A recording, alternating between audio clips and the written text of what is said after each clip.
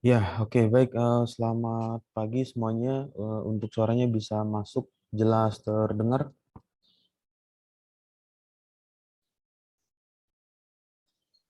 Terdengar, Pak. Selamat Ya, pagi juga, Pak. oke. Karena sudah mulai banyak yang masuk dan berkumpul di virtual Zoom-nya, untuk eh, bisa memulai ya dari salah satu dari anggota kelompok yang ingin melakukan presentasi untuk tugas kelompoknya bisa dimulai melakukan share screen dan dilakukan record untuk dokumentasi dari tugas kelompok yang dipresentasikan. Ya, oke. Sambil menunggu yang lainnya masuk ke dalam virtual Zoom, untuk pertama kali mengaktifkan on cam-nya, kameranya siapa saja yang sudah stay ya atau masuk di virtual Zoom ini untuk mata kuliah hari ini, mata kuliah komputasi teknik.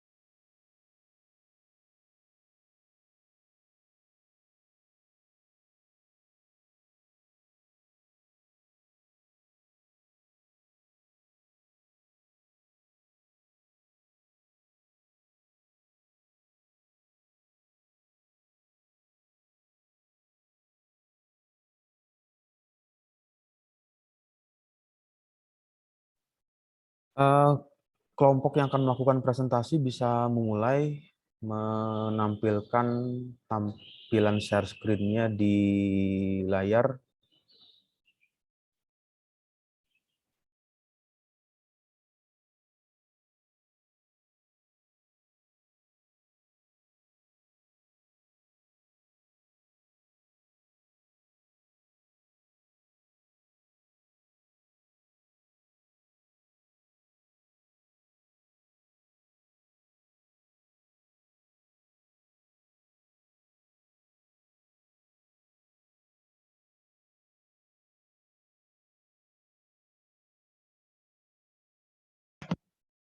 Izin share screen ya, Pak.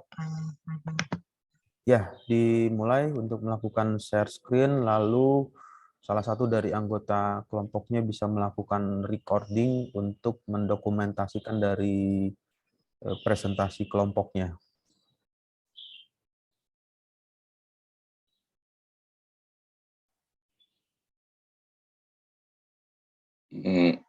Halo semua, suara masuk. Ya, untuk suaranya sudah bisa masuk jelas. Lalu coba di record ya untuk presentasi dari tugas kelompok.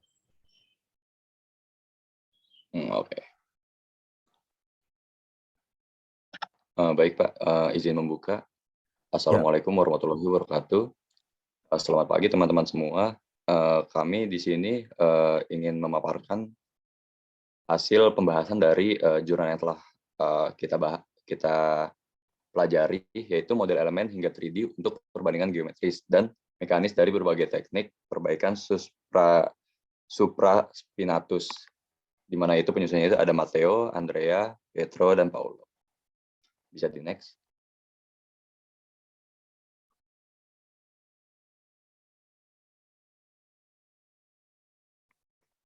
Nah, sebelumnya itu izin memperkenalkan diri. Jadi kelompok kami itu terdiri dari 3 orang. Pertama saya sendiri, Muhammad Arya Satya, dengan NIM 033. Kemudian ada Fritz Alexander 035 dan Rehan Andi 039.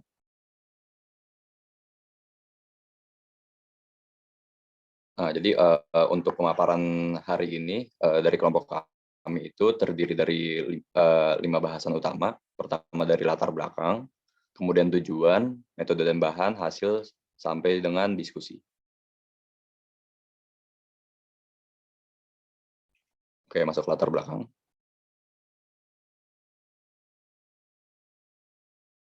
Jadi latar belakang dari jurnal ini sendiri itu tekanan kontak dan area kontak adalah salah satu faktor mekanik yang paling penting dipelajari untuk memprediksi efektivitas perbaikan rotator cuff.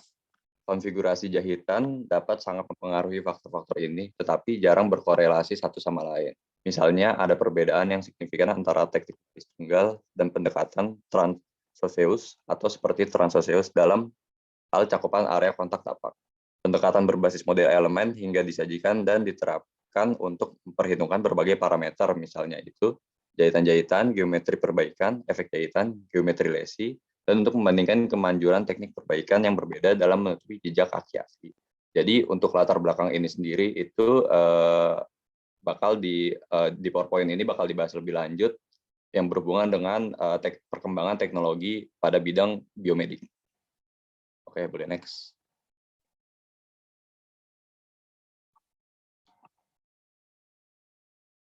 Jadi latar belakang di jurnal ini sendiri itu seperti yang dijelaskan di slide ini, pendekatan artroskopik dalam perbaikan rotator cuff adalah prosedur bedah yang umum. Bahkan jika studi perbaikan rotator cuff secara luas diwakili dalam literatur, metode terbaik yang dapat menjamin hasil fungsional yang superior masih dalam diskusi. Selama bertahun-tahun, banyak investigasi telah dilakukan terhadap berbagai pendekatan reparatif dengan tujuan menemukan yang paling efektif. Selanjutnya di slide-slide berikutnya akan dijelaskan prosedur-prosedurnya. Oke, boleh di next.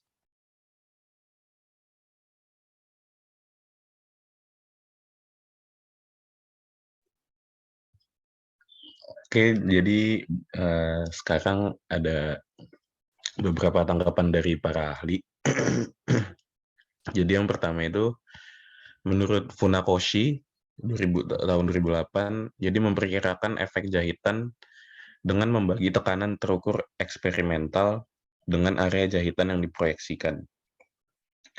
Mereka menunjukkan bahwa konsentrasi stres dalam pendekatan transoseus adalah 23,7%, lebih rendah daripada teknik baris ganda, tanpa mempertimbangkan efek dari antarmuka tulang jahitan yang lebih lemah. Lalu yang selanjutnya ada menurut Wakabayashi tahun 2005. Jadi dalam 2 temuan, pertama sisi artikuler adalah tachyc stress, dan kedua pergeseran distal konsentrasi tegangan terjadi dengan lengan dalam posisi abduksi. Jadi bisa kita lihat dari tabel yang ada di sini, hasil dari percobaan para ahli ini. Jadi di sini ada tabel material properties used in the finite element model. Jadi ada modulus Young, yaitu ukuran kekakuan bahan elastis dan merupakan besaran yang digunakan untuk mengkarakterisasi bahannya. Lalu ada Poisson ratio, yang merupakan besarnya perbandingan antara regangan lateral dan regangan aksial akibat beban. Baru angka hasil percobaan dari supraspinatus, tulang cancellus, dan tulang kortikal itu sebagai berikut yang ada di tabel.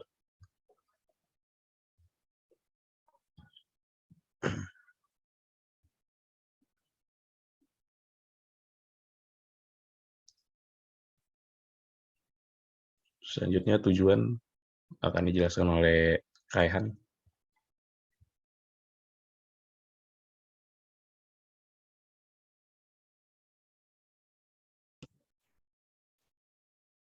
Oke, masuk pada bagian tujuan. Tujuan dari presentasi ini yang utama adalah menyajikan pendekatan baru untuk perbandingan antara berbagai perbaikan dalam hal tapak, kaki, dan cakupan area kontak. Dan lalu pendekatan baru menggunakan metode berbasis model elemen hingga untuk mengevaluasi efek parameter seperti konfigurasi jahitan, posisi, dan pretensi jahitan. Next.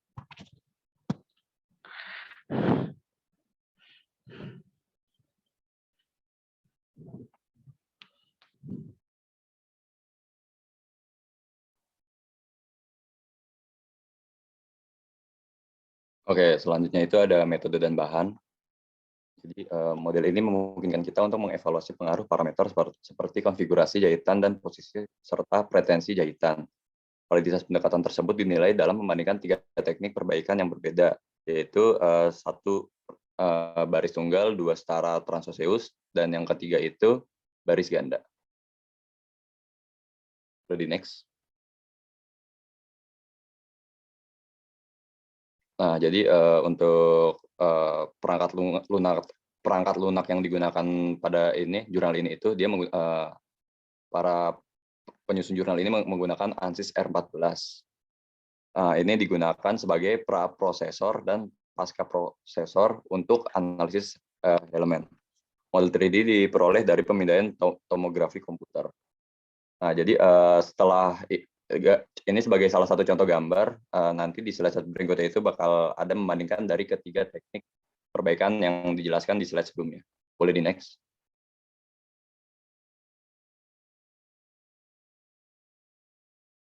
Oke, bisa kita lihat di gambar ini, model solid yang digunakan dalam analisis elemen hingga dari kiri ke kanan, itu bisa kita lihat di gambar yang paling kiri itu baris tunggal, kemudian yang tengah itu baris ganda, dan yang paling kanan itu setara transoseus. Nah, jadi gambar berikut itu merupakan jaring 3D yang digunakan dalam aplikasi dalam teknik perbaikan supraspinatus. Oke, boleh di next.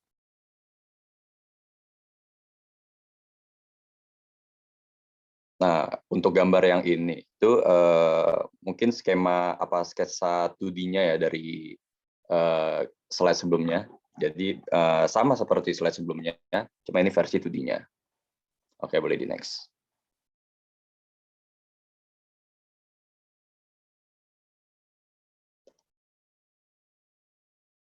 Oh, oke. Di sini terdapat flowchart juga dan juga ada tabel. Jadi untuk menilai ekstensi area kontak dan distribusi tekanan menggunakan APDL atau ANSYS Parametric Design Language. Nah, untuk tabel sebelah kiri itu merupakan evaluated contact areas of the various technique atau juga tabel area kontak yang dievaluasi dengan berbagai teknik. Jadi itu di tabel ini ada repair method atau jenis perbaikan, kemudian repair area itu area perbaikan, itu dalam milimeter kuadrat, kemudian ada kontak area, itu juga dalam milimeter kuadrat. Nah, terus yang gambar kanan itu kan merupakan flowchart nih, atau riwayat beban yang diadopsi dalam model. Bisa kita lihat juga ini urutannya dari preload waktu time 0, kemudian sampai time 2. Oke, boleh next.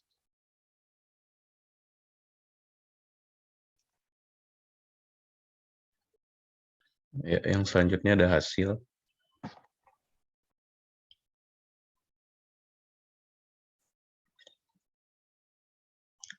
Hasil dari penerapan model menunjukkan bahwa teknik double row dan transoseus equivalen mengarah pada peningkatan progresif area kontak dibandingkan dengan pendekatan single row, mendukung kesimpulan bahwa fiksasi transoseus equivalen mengarah pada peningkatan area kontak dan distribusi cakupan tekanan yang lebih baik.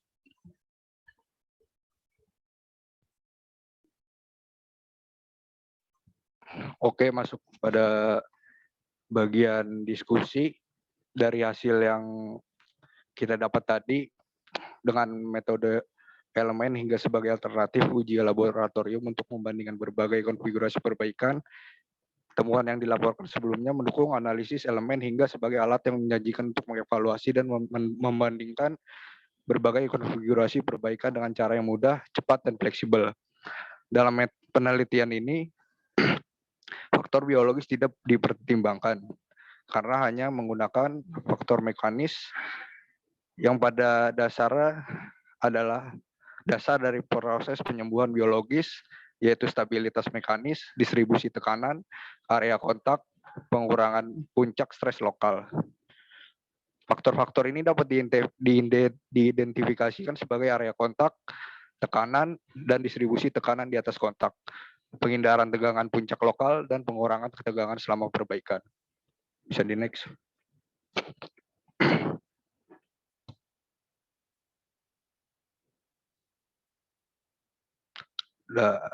Ada pembagian 3 gambar di sini. Yang kiri atas itu merupakan metode baris tunggal, kanan atas itu baris ganda, dan kiri bawah itu adalah setara transoseus.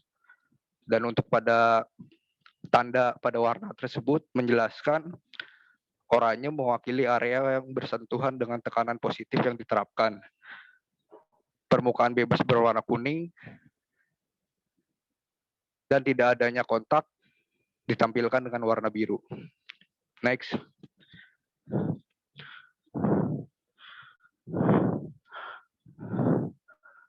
Ini adalah gambar perbandingan langsung tentang bagaimana area mati pada sisi kiri dibuktikan dengan lingkaran merah dan ditransformasikan dalam area tekan melalui penggunaan konfigurasi bridging pada sisi kanan, dibuktikan dengan lingkaran merah juga.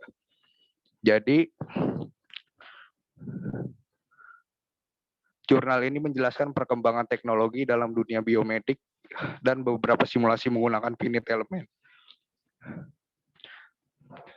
Next.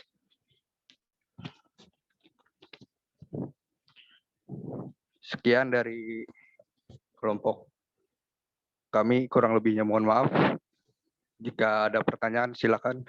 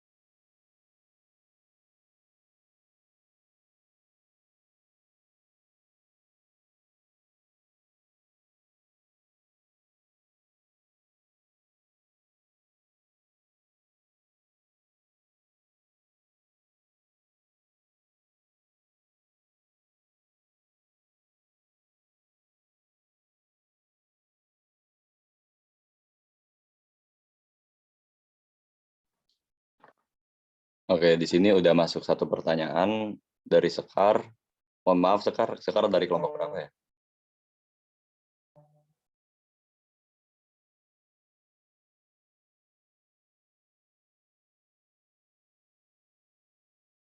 Halo.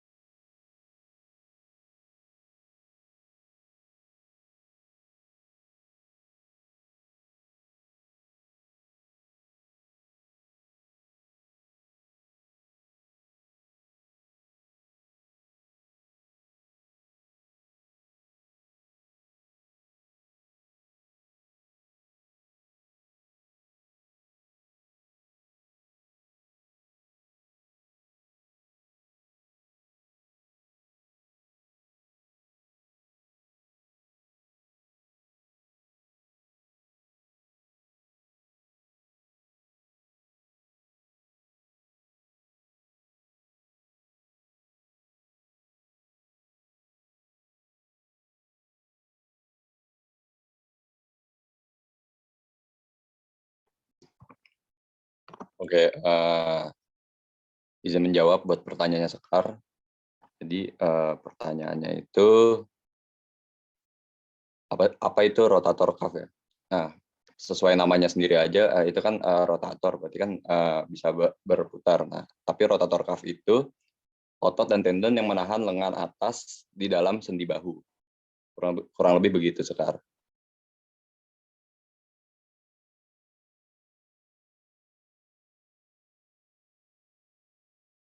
Bagaimana Sekar? Oke, sama-sama.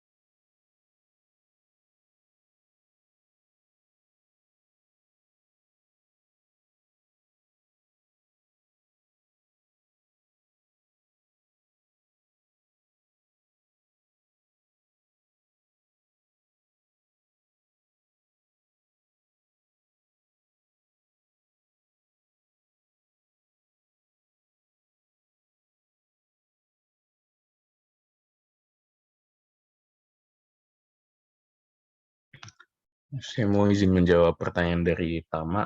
Jadi pertanyaan itu ada faktor apa saja yang mempengaruhi efektivitas rotator cuff. Jadi faktor-faktornya itu ada tekanan kontak dan area kontak. Jadi faktor mekanik yang paling penting untuk memprediksi efektivitas rotator cuff, pendekatan berbasis elemen diterapkan untuk mengukur parameter seperti jahitan, geometri perbaikan, efek jahitan, dan lain-lain. Apakah sudah terjawab?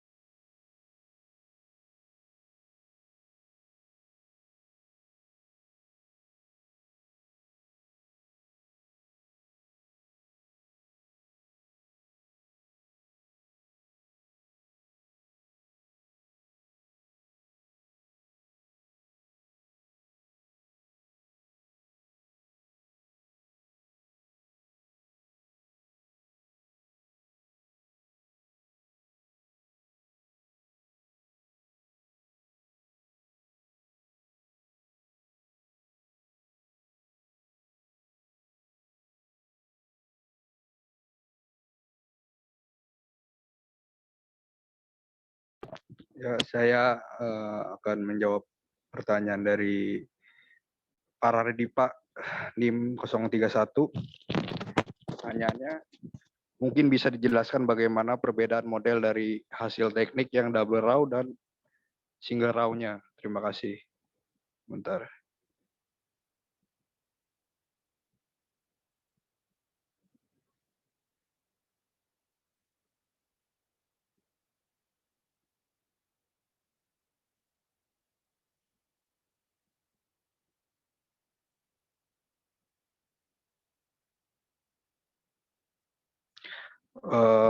Teknik double raw atau transosseous equivalent memiliki distribusi cakupan tekanan yang lebih baik daripada teknik yang lainnya.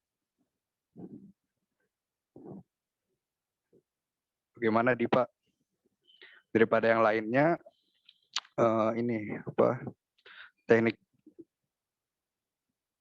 teknik transosseous equivalent memiliki distribusi cakupan yang lebih baik, yaitu teknik double raw daripada single raw.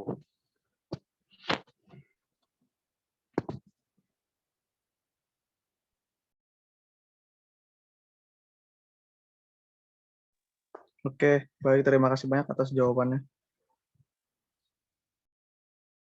Oke, sama-sama.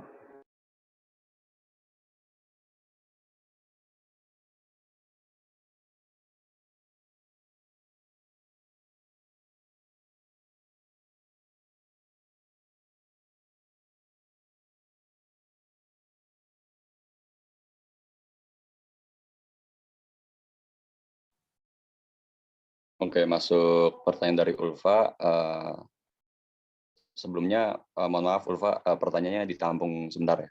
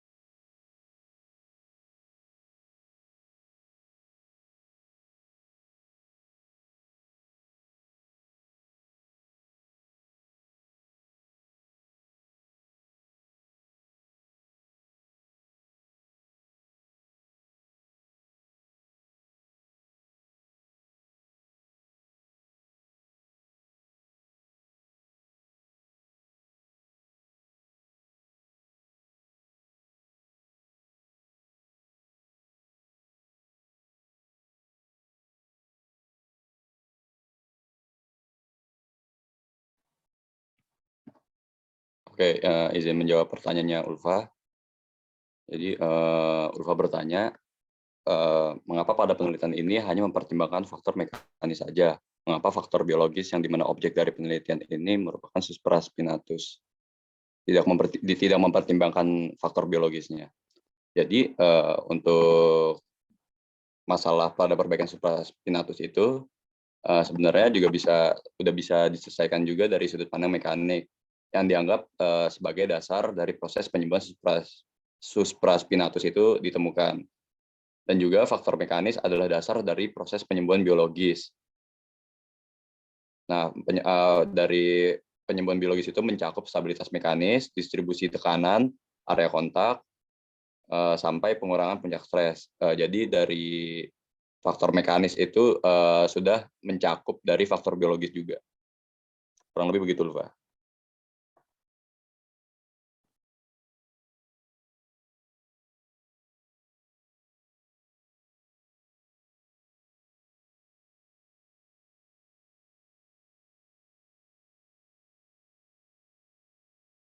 Oke, sama-sama.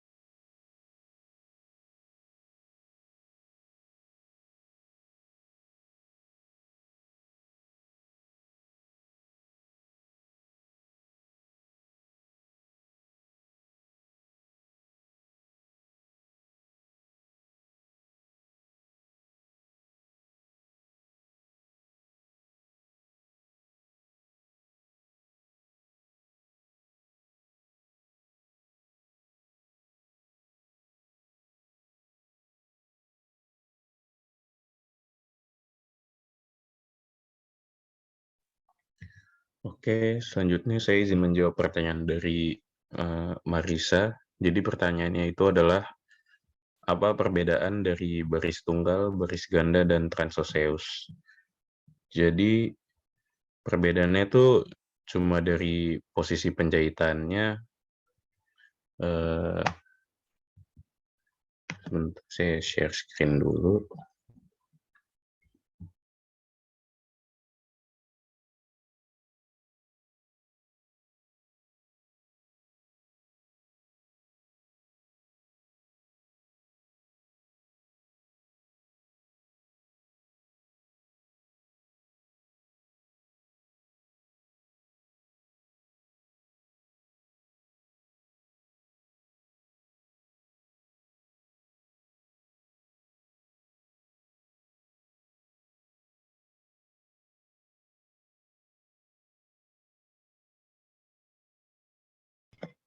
Jadi untuk yang paling kiri itu adalah jahitan model baris tunggal, baru yang tengah itu ada baris ganda, dan yang paling kanan itu ada transoceus. Perbedaannya hanya di itunya aja. Apakah sudah terjawab?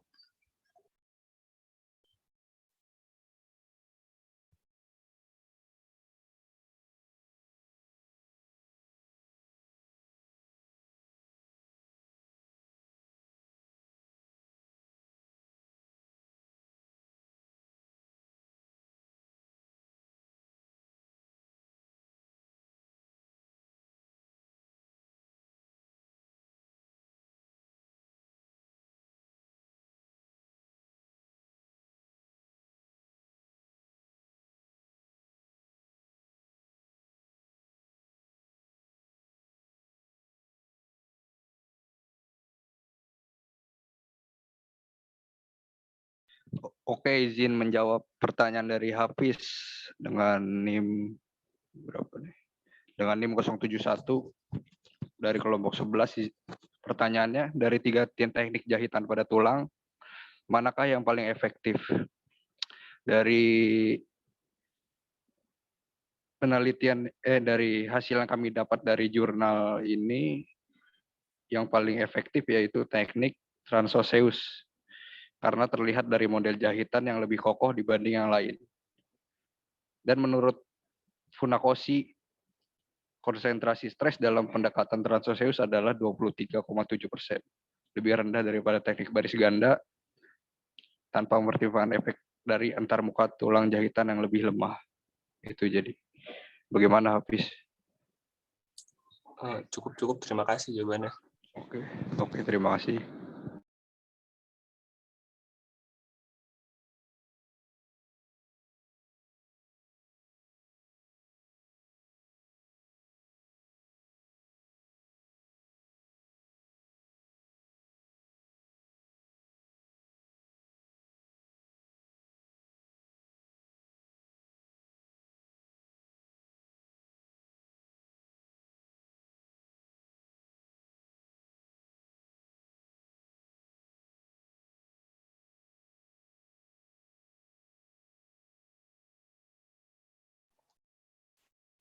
Oke, masuk pertanyaan dari Renord dari kelompok 7 bertanya untuk pencegahan apa saja yang menyebabkan sakit pada rotator cuff. Jadi untuk pencegahan apa saja yang menyebabkan sakit pada rotator cuff itu?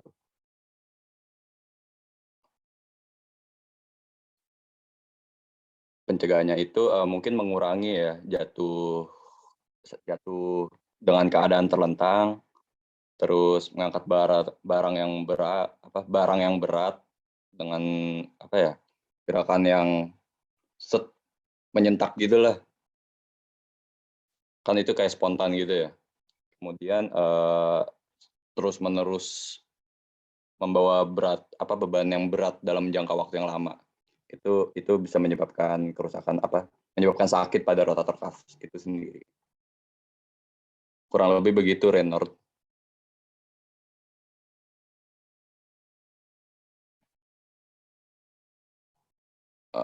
Oke.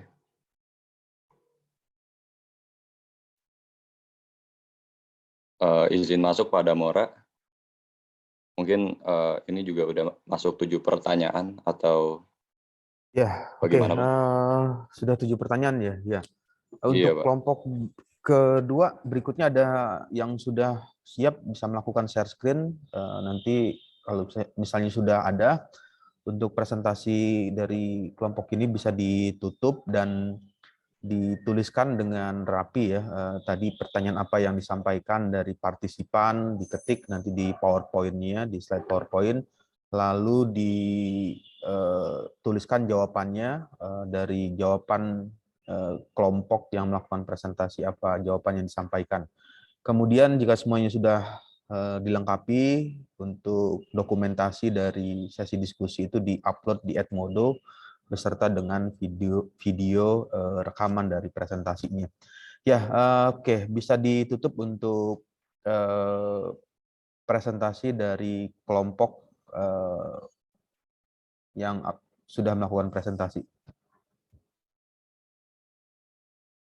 Oke, terima kasih Pak Damora.